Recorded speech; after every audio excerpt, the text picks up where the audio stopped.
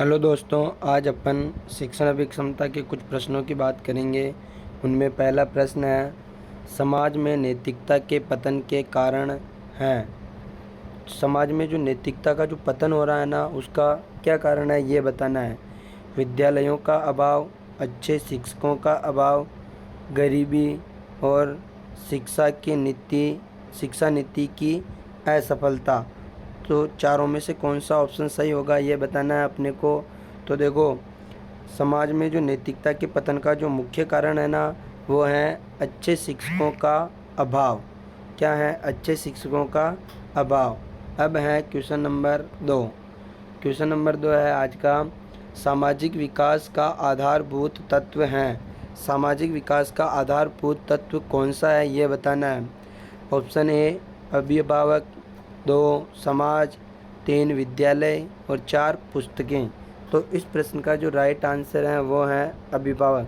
देखो, सामाजिक विकास का जो आधारभूत तत्व हैं, आधारभूत तत्व वो अभिभावक हैं, क्योंकि अभिभावक से ही सामाजिक विकास स्टार्ट होता है। ठीक है। इसके बाद देखो आज का क्वेश्चन नंबर 3।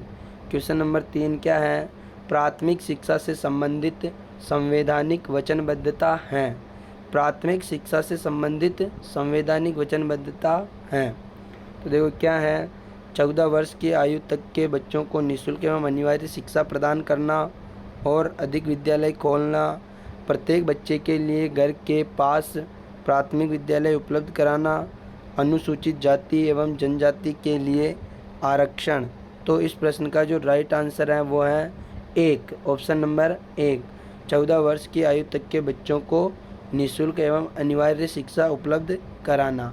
ठीक है। आज का नेक्स्ट प्रश्न है, अच्छा शिक्षक वह है, मतलब अच्छा शिक्षक कौन सा होता है, उसके गुण बताए गए हैं। सबसे बेस्ट आंसर कौन सा है उसका आंसर देना है। ठीक है।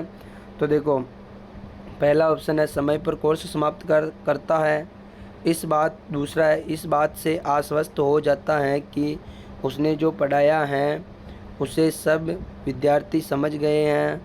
कक्षा में सिखाए ज्ञान को नई परिस्थिति में काम लेने का प्रशिक्षण अपने विद्यार्थियों को देता है। अपने विद्यार्थियों को नोट्स लिखवाता है। तो इस प्रश्न का जो राइट आंसर है, अच्छा शिक्षक वह होता है जो कक्षा में सिखाए ज्ञान को नई परिस्थिति में काम लेने का प्रशिक्षण विद्यार्थियों को देता हो। ठीक है। जो नई जो परिस्थितियाँ आती है ना, उनका प्रशिक्षण विद्यार्थियों को देना ही अच्छा शिक्षक का गुण है। तो तीसरा क्या हो जाएगा इसका राइट आंसर। नेक्स्ट क्वेश्चन क्या है? रविंद्रनाथ टैगोर ने कहा था, एक अध्यापक कभी सच्चाई से नहीं पढ़ा सकता यदि वह सर्वदा स्वयं ज्ञान प्राप्त करता रहे। इस कथन का क्या अर्थ है? इसका मतलब है कि रविंद्रनाथ टैगोर ने कहा कि भाई एक जो अध्यापक है ना, वो सच्चाई से नहीं पढ़ा सकता यदि वो खुद भी क्या करता हो, ज्ञान प्राप्त कर रहा हो। ठीक है। पहला ऑप्शन है एक अध्यापक को, मतलब इस कथन का अपने को अर्थ बताना है। एक अध्यापक को व्यवस्थित होना चाहिए। दूसरा ऑप्शन, एक अध्यापक को सारा जीवन ज्ञान ग्रहण करते रहना चाहिए।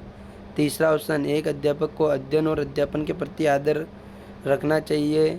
चौथा ऑप्शन, एक अध्यापक का ज्ञान के प्रति झुकाव होना चाहिए। तो इस प्रश्न का जो राइट आंसर है वो है एक अध्यापक का सारा जीवन ज्ञान ग्रहण करते रहना चाहिए। ठीक है। इस प्रश्न का यही है। ठीक है। इसने कहा कि एक अध्यापक कभी सच्चाई से नहीं पढ़ा सकता यदि वह सर्वदा स्वयं ज्ञान प्राप्त करता रहे। तो इसका ऑप्शन नंबर 2 क्या हो जाएगा राइट आंसर। आज के लिए इतना ही। बहुत बहुत धन्यवाद।